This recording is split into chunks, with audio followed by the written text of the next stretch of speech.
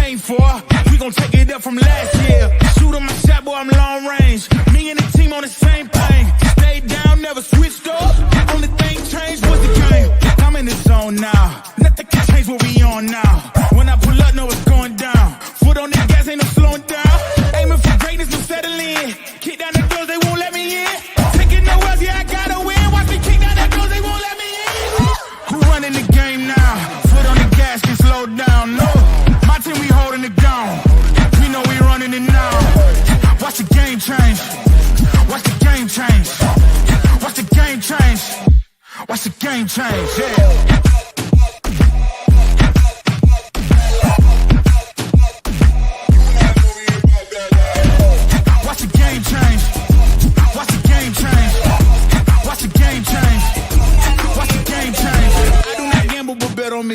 Tell them that's like, yeah, it's still of it. I'm taking a shot for my enemies. I can't waste no more time on my energy. I know they know I got it on lock. Go against me, that's a long shot. Cause I'm counting wins all around the clock. Never doubt me, boy, I don't stop.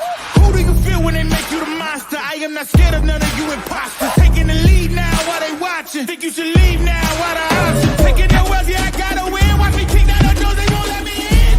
I'm running the game now. Foot on the gas, can slow down, no. Woo-wee, man. What a fucking game. What a game. Excuse my French, but man, it is not every day that you see the Cleveland Cavaliers open up a can of whoop ass on opening day. This shit was beautiful. It was absolutely beautiful to watch the Cavaliers put up what they did today. They scored 136 points. If I'm not mistaken, I think I heard it on the broadcast that they scored the second most points all time for a season opener. Just absolutely brilliant stuff out of this team. And you know what? I really can't find many things to nitpick about this. It just felt right. It felt like a stellar debut for Kenny Atkinson. Similar to what we saw with JJ Redick debuting with the Lakers last night. This was a similar awesome debut. And this is not Kenny's first go around. He's obviously picked some shit up in his time with the Golden State Warriors. But man, was that some phenomenal basketball. The game never really felt close. I mean, there was the first quarter, right, where Cleveland led by just one after the first, 33-32. But then they outscored Toronto 36-17 in the second quarter and never really looked back. I mean, this team, it was a straight up demolition. As Ben Yoder says down here, that was a demolition. I could not agree more. Now, it did start off a little shaky, as Michael says down here. It was like slightly shaky for about 5 minutes in the first quarter, complete domination from then on. That's what Michael says, and I completely agree with that. I mean, it was phenomenal, right? After they got their footing, after Cleveland kind of figured some things out with lineups, rotations, and sorted some things out, I think they really, really got into the groove. And mind you, this is coming in a night where they did not get all-star level DG. DG did, he started to come on in the second half, but it was not a great start for our franchise point guard. The man literally picked up his third foul with just 3:25 left in the first quarter and would end up picking up 4 in total in the first half alone. It wasn't one of those things that you're going to look back at and feel really great about the game that Darius had. But knowing that your team can put up 136 fucking points in a blow-up victory of the Toronto Raptors and your star point guard failed to get into double digits, it's a good day. It's a good day. And again, this is one game. I'm not going to overreact. I'm not going to sit here and, point to A, B, and C and say, oh, this shit is going to carry over for the rest of the season in both ways, right? I'm not going to look at what I saw from an individual standpoint, from a team standpoint, and say, okay, this is what it is. I'm not going to overreact that way. And I'm also similarly not going to overreact in a negative fashion to some of the things that we saw tonight, namely Darius Garland not really playing up. He kind of struggled a little bit with the foul trouble and whatnot. But again, he did get it going, at least from a facilitation standpoint. He was getting guys in the right places in that second half, and his shot just wasn't falling. It was kind of rimming out, but, the guys lifted him up. namely Ty Jerome off the bench. Dude was straight up brilliant in relief of Darius Garland. Stepping in and providing some high level facilitation, just seems to really see the floor entirely. And he just sees it really well. The feel he has for the game is very, very underrated. And it's a huge reason why I felt like this dude would have been a great addition to the bench had we been able to utilize him for more than 2 fucking games last season. He would have been very, very useful to have last year. But, we got Craig Porter Jr. That was a great find by Kobe Altman and company, but Ty Jerome clearly still, is ahead of him on the depth chart, and rightfully so after what we have seen, not only throughout the preseason training camp, but tonight as well, where Jerome was just electric out there in relief of Darius Garland. Jerome would finish with 14 points, 6 assists, 2 steals. He shot 6 of 7 from the floor, 2 of 2 from 3-point distance. He just put in work. He put in work, and as LA Brodus says down here, cook some Canadian bacon tonight. Yeah, we cooked them Canadian bastards. I'm sorry, you guys are Canadian in here. I don't mean it that way, but I'm just really hyped, man. I am really, really hype about what we saw tonight, and you got to take it with a grain of salt again, because it's just one game. But man, it was pure brilliance in many regards, and there was just a lot of different things that we saw tonight. And it's very, very hard to find things that did not go the Cavaliers' way. And again, in a game where Darius Garland pretty much struggles from an offensive standpoint. I mean, this dude literally shot 3 of 12 from the field, 1 of 6 from 3-point distance, and scored 7 points. And the Cavaliers still put up 136. I mean, they had 1, 2, 3, 4, 5, 6 different players score in different in double figures. They got huge contributions off the bench from the likes of Caris LeVert, Ty Jerome, Sam Merrill.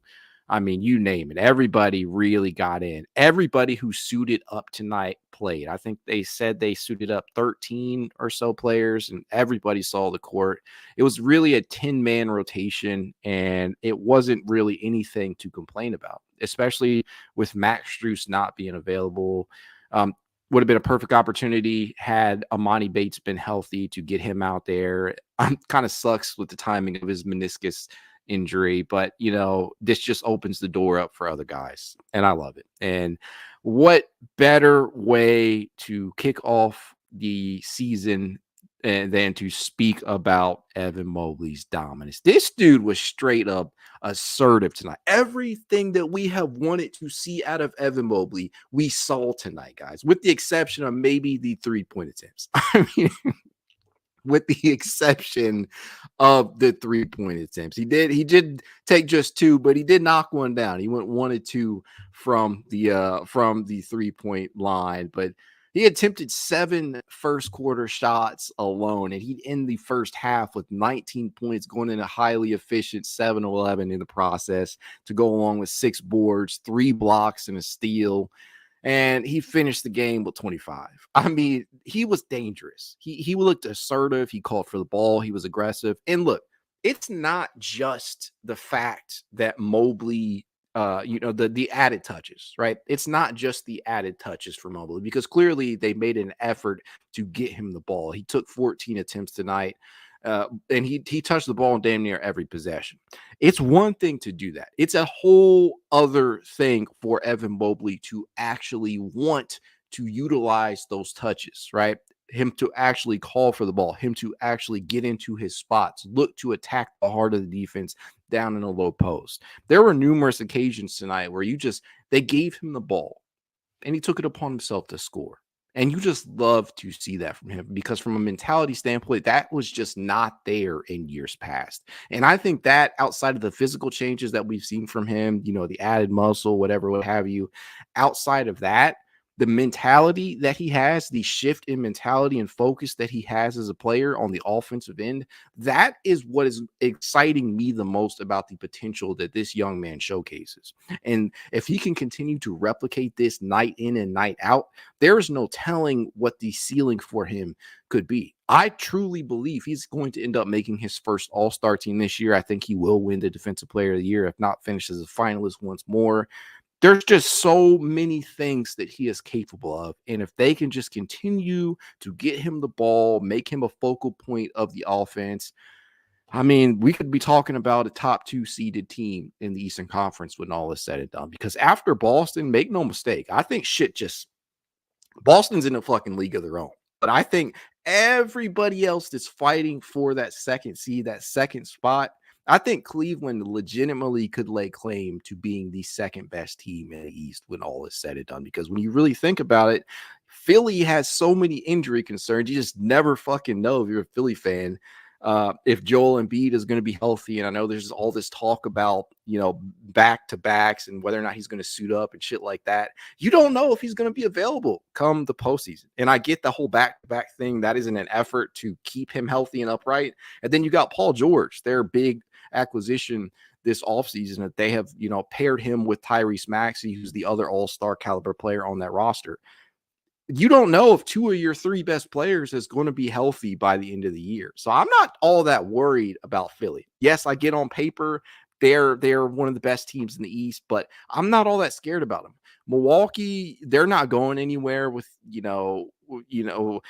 have Giannis, right? One of the top 5, top 10 best players in basketball. I don't know where you guys rank him at, but he is one of the best players in the East, if not the whole NBA. And he can legitimately carry that team to very far lengths. But when I look piece for piece, depth, they're not what they once were. After they made that acquisition for Damian Lillard, after they sent Drew Holiday packing, I just don't view them the same way. I think they're still a very, very difficult team to beat and match up for other teams out there because Giannis, he's such a unique dude, but I am not scared of Milwaukee in the slightest. And then you have teams like New York who are completely revamped and are going to take time to kind of gel and put things together and look like it looks like it's open season from a defensive standpoint, but I'm not sold on if they're going to be able to make that fit work over there and if they have the depth to last the whole season either. And so I'm not using this time to shit on other teams. I'm just saying I truly believe that this Cavaliers team has what it takes to emerge as the second best team in the East behind Boston, because I do believe that Boston is in a league of their own. They're in a tier of their own. Ruffian says the talent is there. The system looks like it works. The biggest challenge Kenny will have is managing the egos of these players. That is what will catapult us into championship contention. And when you listen to these guys talk, when you listen to Kenny speak about them, everybody seems to be all in. It's a team effort, right? Nobody seems to be above the rest of the bunch. Not even Donovan Mitchell, who is clearly the best player on this team. And Evan Mobley, I mean, you might make a claim for that over the next 1 to 2 seasons, but Donovan Mitchell is still our best player. And we've never really seen that from him. And so I think managing egos, while it is a part of being a coach, especially at this level, I don't see that being a problem for the Cavaliers, because certainly you look at guys like Jarrett Allen who are just so completely bought into their role that you never really have to worry about Jarrett Allen getting pissed off because he's not touching the ball enough. I mean, Jarrett, he only attempted under 11 shot attempts last season. He only took 7 tonight, scoring 14 in the usual efficient night, 5 to 7, grabbing 7 boards. You will never hear Jarrett Allen complain. And mind you, this is coming in a night where he only played 26 minutes or so. But even in nights where the Cavaliers will be challenged and he will be playing your typical starter's load of minutes around 33, 34 minutes per game, I don't ever worry about guys getting angry because they're not getting touches, because we just haven't seen that from them. And so I think that from a mentality standpoint, managing egos, I think we'll be okay, because they do showcase a sort of humility, a sort of humbleness out there that is going to carry them a long way. Mr. Redpan says, this is what the guards and Cavs have: humility and a team presence. These guys love playing with each other. It makes it so much fun to root for them. I agree wholeheartedly. But Mobley was just the tip of the proverbial iceberg tonight. It was not just him. There were many other performances tonight that you can look to and point to that were very highly impactful in their own right. And I'll start with another starter in Dean Wade being in relief of the injured Max Strus. Dean Wade, from a statistical standpoint, he will never truly value. He scored just 5 points tonight, did grab 8 rebounds and assists, stole the ball twice, and did so in just 20 minutes of action. But there is a legitimate case. There is a legitimate case that you can make if you are Kenny Atkinson that Dean Wade might actually fit better alongside these guys than Max Strus. I'm not ready to go there yet. I'll say this. It's one game. You got to take everything with a grain of salt. But theoretically speaking, if Dean Wade can stay healthy, if Dean Wade can stay confident, it's hard to not argue that with his size, with his ability to space the floor, with his ability to rebound the basketball, it is very hard to make an argument against Dean Wade starting when he plays like this, because what we know about him is that he does not require the ball to be effective. He's always moving. He's not truly standing in the corners just waiting for shit to come to him. He will cut to the basket. He will go out there and crash the glass, and he will put up the shots when he gets them, assuming that he is confident. We just know that he is not a guy that is going to require a lot of touches to be impactful. The key difference between Dean Wade and Max Strus is volume shooting, right? Again, you cannot simply just assume that defenses are going to give Dean Wade the same level of gravity that Max Strus generates, right? It's not a one-to-one comparison, because Max Strus is obviously, in terms of volume, he's a better shooter than Dean Wade. Dean just took 3 attempts tonight, knocked down 1 of 3. That's 33% for those of you out there, but at the end of the day, it's very, very easy to see why Dean Wade fits better alongside these guys, because when you're starting a backcourt that is considered smallish, right, undersized, and you have a front court that more than makes up for that, and Evan Mobley and Jarrett Allen, a terrific backline of defense, adding another big type of 3-4 out there, it works. And the beauty of a player like Dean Wade is that he is interchangeable at various positions. You can play Dean Wade anywhere, honestly, from 3 to 5. Small ball 5 in specific lineups, you don't want to rely upon that for too long. But what I'm trying to say is he's so versatile, especially on the defensive end, that you can slot him in wherever you need him at in that front court. And you can bet dollars to donuts that shit's going to work. And as L.A. Brodus says down here, he says, I'm keeping Wade in. The chemistry is better. Again, I think that we have to take it with a grain of salt, but I love what I saw tonight.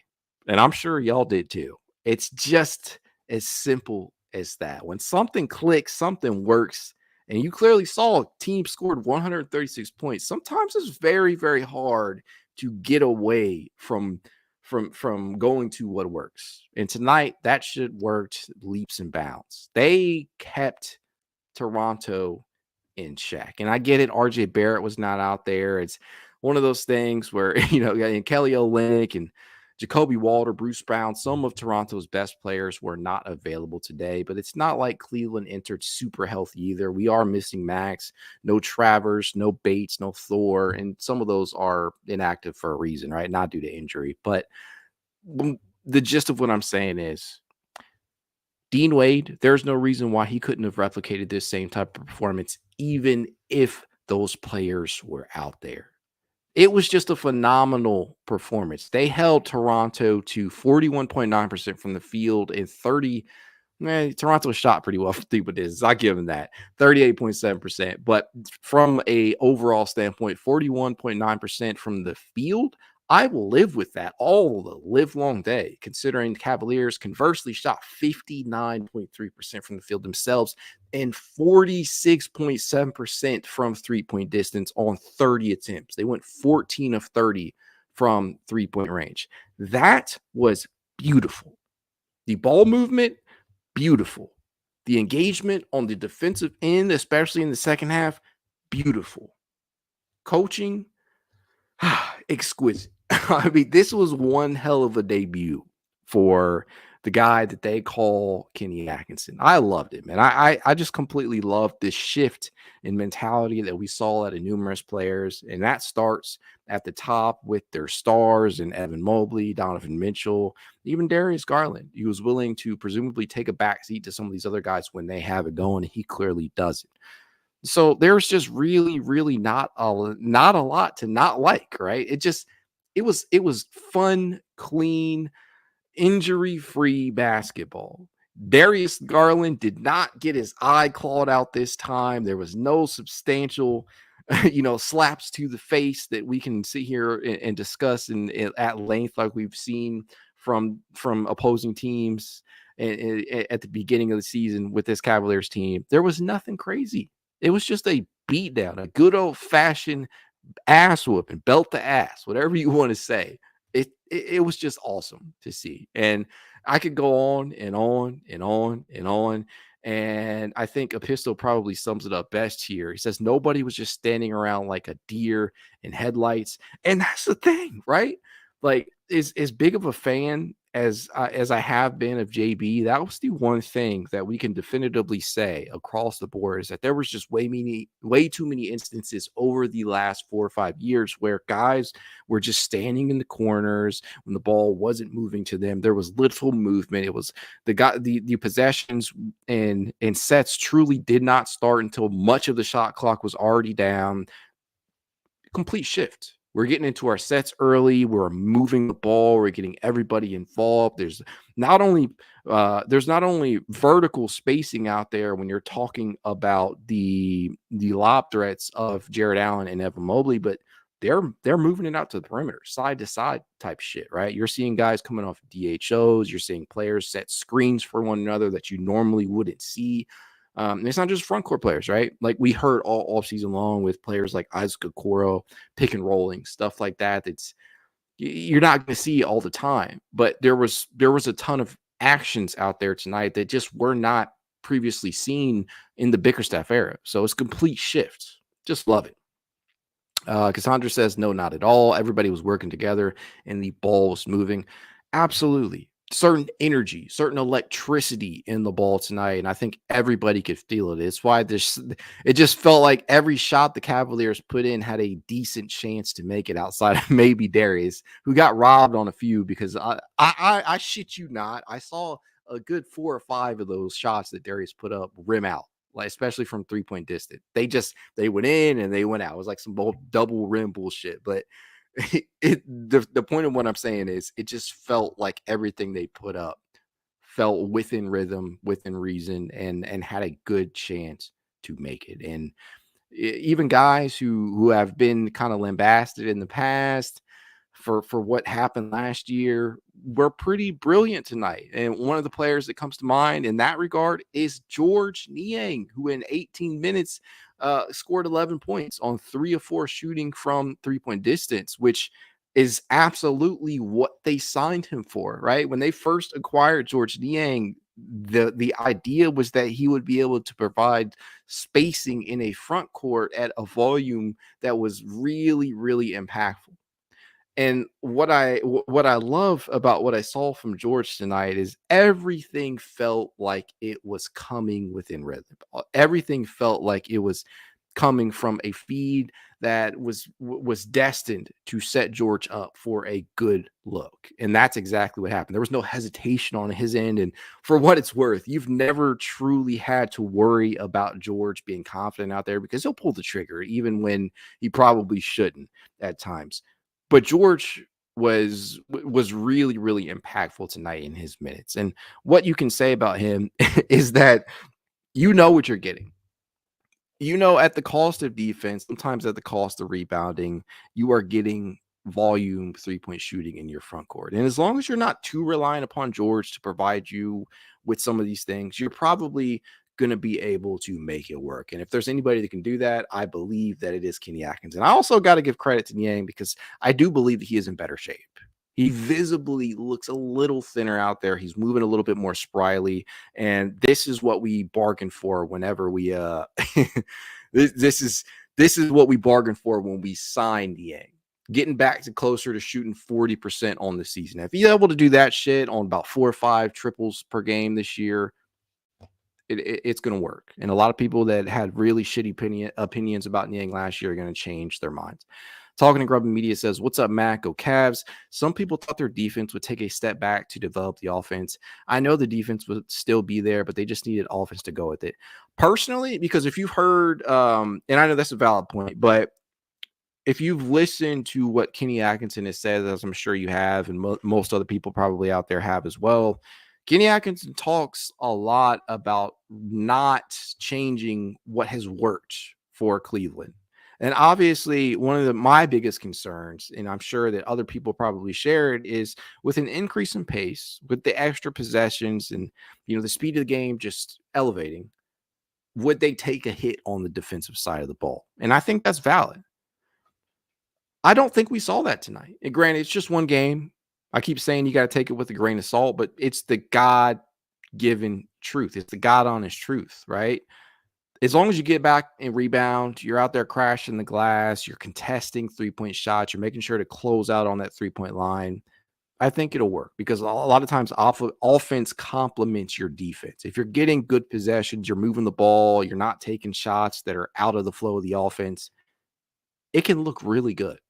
And it's not, and it won't come at the cost of stellar defense. And, make no mistake, having players like Jarrett Allen and Evan Mobley, they can clean a lot of shit up too, as they have. I take nothing away from JB Bickerstaff and his past couple of seasons coaching the Cavaliers to, one of the top 10, top 5 best defenses in the NBA. But having those two in particular, they can clean up a lot of things, especially, covering for a smallish backcourt. Those two would combine. I mean, listen to this shit. These two combined for 7 blocks tonight. Just phenomenal. Huge reason why you never really have to worry about the heart of the defense. When it comes to the Cavaliers, I never truly worry about a team going in and attacking them from the inside. What I've always worried about is at the perimeter, right? Guys not closing out quick enough, not being able to keep up out on the wings. So I love it. Reaper 23 says, having an aggressive Evan does wonders for this team. Absolutely does. And Evan Mobley's mentality shift, Evan Mobley's change, and the way that he is approaching possessions when they give him the additional touches, that is what is going to elevate this team.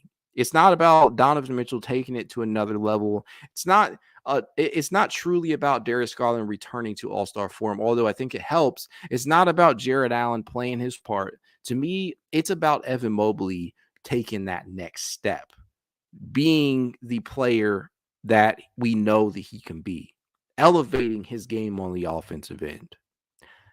Changing his mentality is the best thing that the Cavaliers can probably hope for this season, because he takes their ceiling from maybe Eastern Conference Finals berth at best to possibly looking at the NBA Finals, a matchup with Boston in the Eastern Conference Finals, taking them to 7 games, right? He just elevates them, because a lot of people still don't believe, based upon the fact that the Cavaliers made no major moves from a roster standpoint this offseason, that the Cavaliers are going to be any different than they were last year. A great regular season team, but when the postseason comes, they'll fold.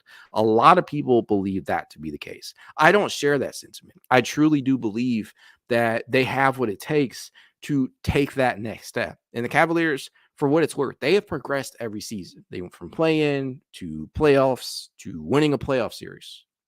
Now, just the natural progression of things, if you're going that route, would tell you that, okay, they'll make it to the Eastern Conference Finals this time. But we know that that's not always how things work, because all development is not linear. But at the end of the day, I truly believe this team has what it takes to get there. So I love it.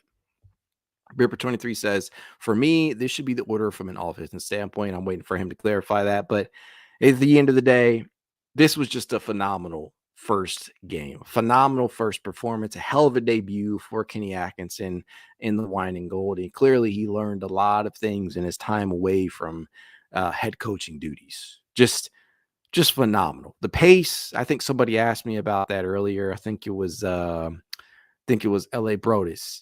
I loved the pace that I saw tonight. I know that they'll place those stats out there if they're not already listed. I think I might have to refresh my page here to see if we can get it going.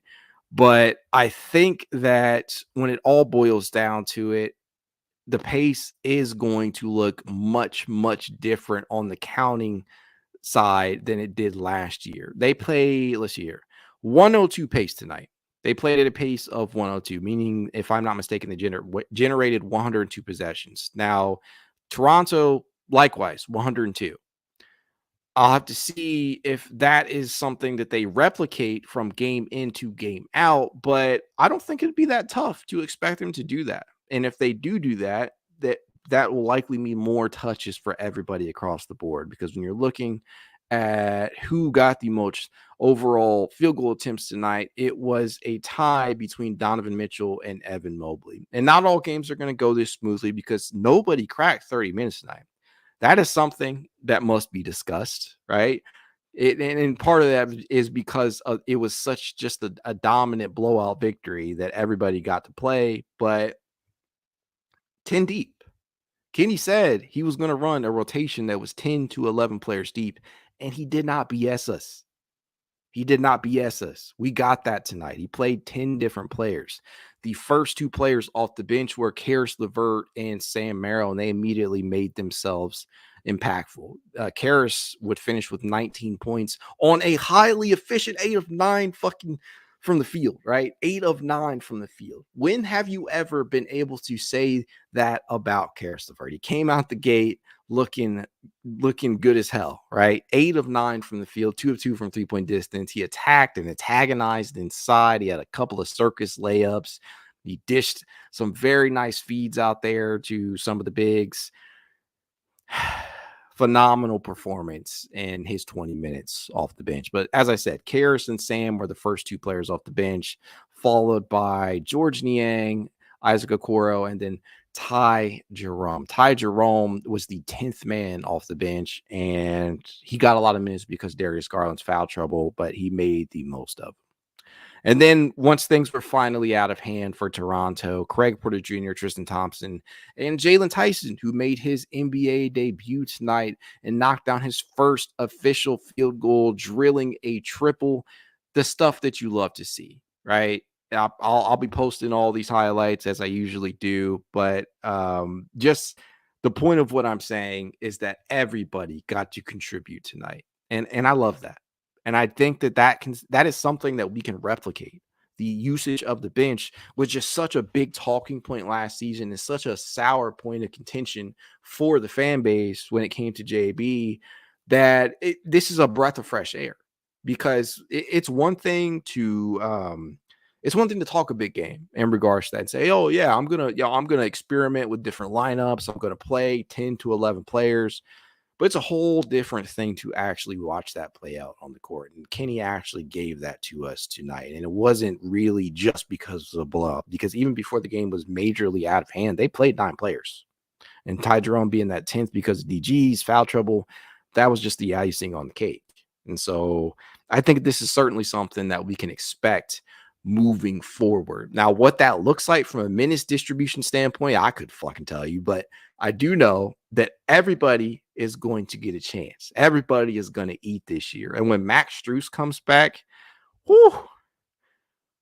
man, it's going to be fuego out there. It's going to be nice to watch and have that depth, because so many people coming into tonight, coming into this offseason after it finished, right? After we finished re-signing all of our guys, people looked at our bench and said, man, this shit still sucks. It's the same shit as last year. When in reality, it's not, right? You added Tyson for one. You got Ty Jerome back technically because he only played 2 games last season. So that's a big time addition without even having to make a actual acquisition, a roster move. You're just getting him back because he's coming back from injury. You got those two right there.